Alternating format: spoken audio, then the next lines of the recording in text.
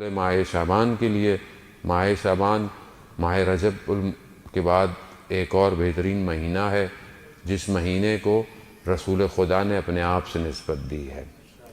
اور اسی مہینے کے اندر کمال یہ ہے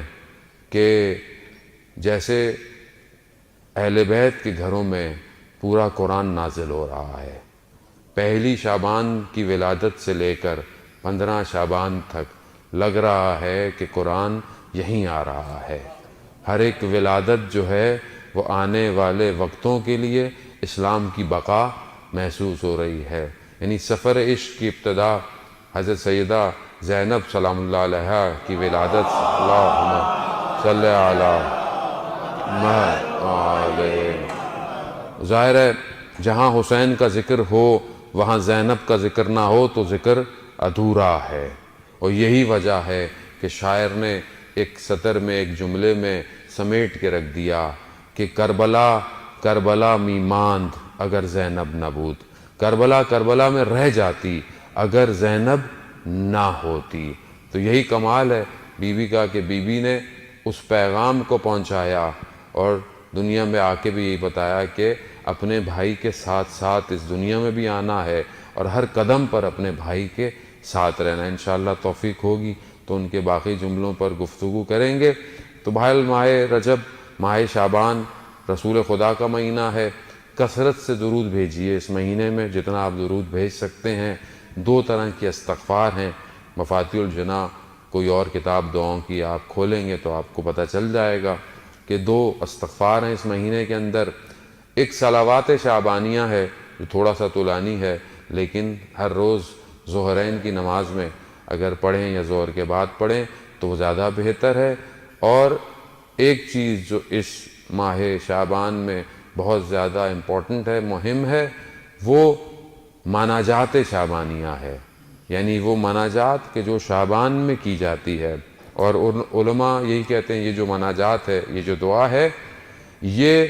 سارے ائمہ نے اس کو کیا ہے، یعنی سب سے زیادہ جو اوتھنٹیکیشن یا آپ کہہ لیں کہ بہت زیادہ روایات ہیں وہ اس مناجات کی ہیں۔ تو کوشش کریں بہرحال کہ شب کی تاریکی میں تنہائی میں سونے سے پہلے کچھ جملے اس دعا کے اس مناجات کے جو ہے وہ زمزمہ کریں، کیونکہ بہرحال انسان اپنے الفاظ سے پہچانا جاتا ہے۔ ہمارے پاس الفاظ نہیں ہیں کہ ہم اس کو کیسے پکاریں۔ اہل بیت جانتے تھے کہ اللہ کو پکارنا کیسے ہے۔ تو بہرحال جس طرح انہوں نے کہا ہے ان لفظوں کو پڑھیں، اور انشاءاللہ کہ ہمیں بھی توفیق ہوگی چند جملے ان ایام میں مناجات شعبانیہ آپ کی خدمت میں پیش کریں۔ دیکھیں جشن ہوتے ہی رہتے ہیں اور یہ ان کی توفیق ہے کہ اپنے جشنوں میں ہمیں بلا رہے ہیں اور ہم پڑھ رہے ہیں، آپ سن رہے ہیں، گویا ہم خود بھی سن رہے ہیں۔ ہم تو بول رہے ہیں، کان کو اپنے بھی سنا ہی رہے ہوتے ہیں، لیکن ہدف یہ ہے کہ جو وہ چاہتے ہیں ویسے ہو جاؤ تو جشن دائمی ہو جائے گا۔ جشن محدود نہیں ہوگا، ابھی یہاں تھوڑی دیر تو واہ واہ کی چلے گیا، سب ختم ہو گیا، لیکن جیسا وہ چاہتے ہیں اگر ویسا جشن ہو جائے تو پھر میرا پورا وجود ہر وقت جشن کی حالت میں ہے۔ تو انشاءاللہ کوشش کریں گے کہ ہم کچھ چیزیں یہاں سے لے کے جائیں۔ میں نے پہلے بھی آپ کی خدمت میں کہا کہ سب ضروری نہیں ہے کہ سارا سبق یاد کریں، ایک لائن یاد ہو جائے تو ہماری زندگی سنور جائے گی۔ 1 منٹ بھی ایک چیز بھی آپ یہاں سے اٹھ کے لے کے چلے جائیں، اس کو اپنے وجود پہ امپلیمنٹ کریں، اپنے وجود پر ڈالیں، تاکہ وہ 1 منٹ آپ کی زندگی کے کئی سال پر بھاری پڑ جائے۔ یہ مہم ہے، ورنہ بولے میں نے یہ کیا، میں نے وہ کیا، میں نے ساری چیزیں کی، لیکن زندگی ہل ہی نہیں رہی ہے، زندگی میں کوئی فرق ہی نہیں آ رہا ہے، زندگی وہیں کی وہیں کھڑی ہوئی ہے۔ میں آج تک اپنی پریشانیاں حل نہیں کر پا رہا، میں آج تک اپنی پریشانیاں سمجھ نہیں پا رہا، تو پھر میں اس درسگاہ سے جو پورا سال کھلی رہتی ہے، جس کو سکھانے والا حسین ابن علی ہے، تو میں تبدیل کیوں نہیں ہو رہا؟ بھئی یہاں غلطی کہاں ہے؟ کیا درس دینے والے کی غلطی ہے یا اس درسگاہ کی غلطی ہے؟ اس کا مطلب ہے کہ میرے اپنے اندر کچھ ایشوز ہیں، میرے اپنے اندر کچھ پرابلم ہے جس کو میں سمجھ نہیں پا رہا۔ تو عزیزان محترم، کوشش یہی ہے کہ ہم ان چیزوں کو دور کریں اور آگے کی طرف بڑھیں۔ کچھ جملے کہ آپ کی سماعتوں کی نظر اور چھٹے امام امام جعفر صادق علیہ الصلوۃ والسلام، اللہم صلی علی محمد وعلی محمد۔ وہ پبلک بھی ہماری آرام آرام سے آتی ہے، ظاہر ہمارا ٹریفک بھی ہے، میں ساری چیزوں کو سمجھتا ہوں، حالات بھی ہیں، لیکن بہرحال ہم لوگ عادت بھی ہے ہم لوگوں کو، یہ ابھی تو ٹائم ہے، نکل لیں گے، چلے ایک دو کپ چائے اور پی لیتے ہیں، کچھ ٹی وی میں دیکھ لیتے ہیں۔ خیر ہے، مولانا بھی آدھے گھنٹے میں گرم ہوتے ہیں، تھوڑی دیر میں ہی پہنچیں گے جب آخری کا کچھ مل جائے۔ اب مولانا بھی بیچارہ روک کے رکھتا ہے، 4-6 اچھی جو آتے ہیں آخر میں کروں گا، کہیں یہ نہ سب محروم رہ جائیں، تو اس چکر میں جو ہے نا ہمیں گاڑی میں گیئر ڈالنے میں بڑی مشکل ہو جاتی ہے، تھوڑی دیر میں پبلک جو ہے وہ آ رہی ہوتی ہے۔ صلوات بھیج دے محمد والے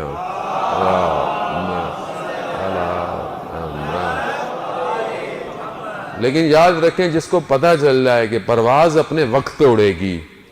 اور کبھی بھی اپنی پرواز میں لیٹ نہیں آئے گا، جان محترم، یہ وہ پرواز ہے جو جنت میں لے کے جاتی ہے،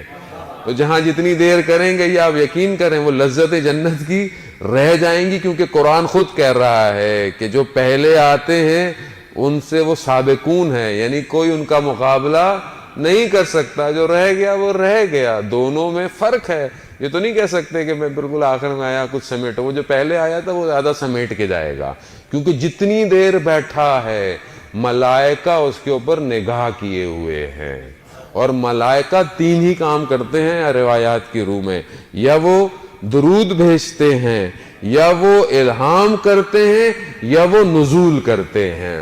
تو اب ہم کسی تو ایک حالت میں ہوں کہ کم از کم پر اگر کچھ نہیں تو ملائکہ درود تو بھیج رہے ہوں، درود بھیج دیں محمد والے محمد،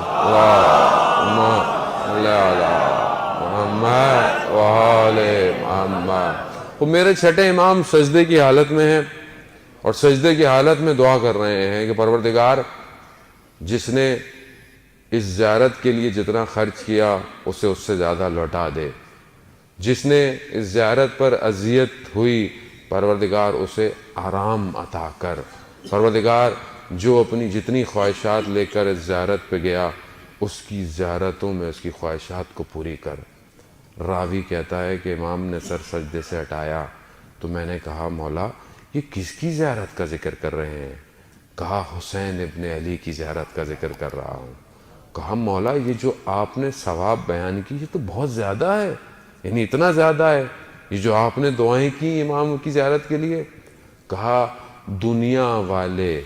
سے زیادہ آسمان والے امام حسین کی زیارت کے لیے دعا کرتے ہیں۔